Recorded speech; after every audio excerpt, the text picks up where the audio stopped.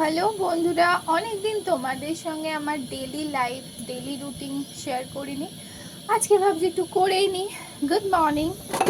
4টে রুটি বাঁচিয়েছিলাম।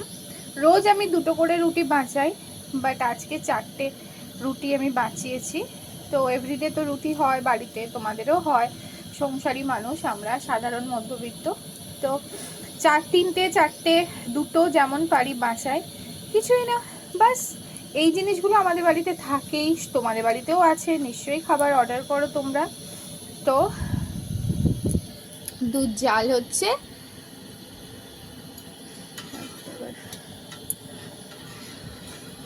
এটা আমার ওপরের ছোট্ট বারান্দায় যে চায়ের জন্য সরঞ্জাম রেখেছি।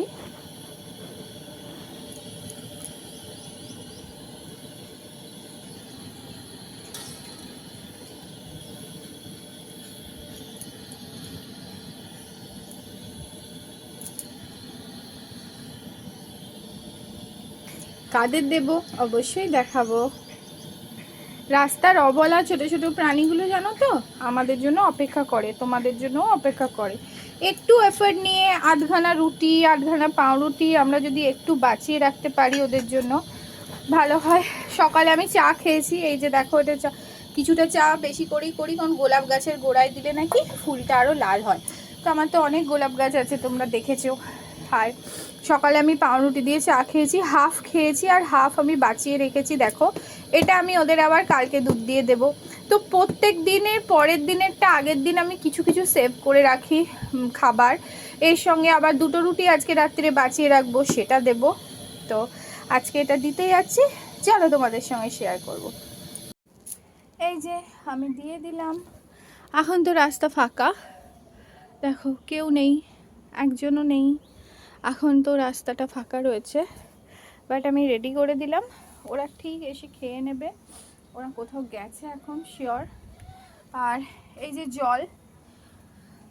জলের বাটিটা এবার মেজে দিতে হবে। 2-3 দিন অন্তর আমি মেজে দিই আর ঠান্ডা জল দিয়ে দিই।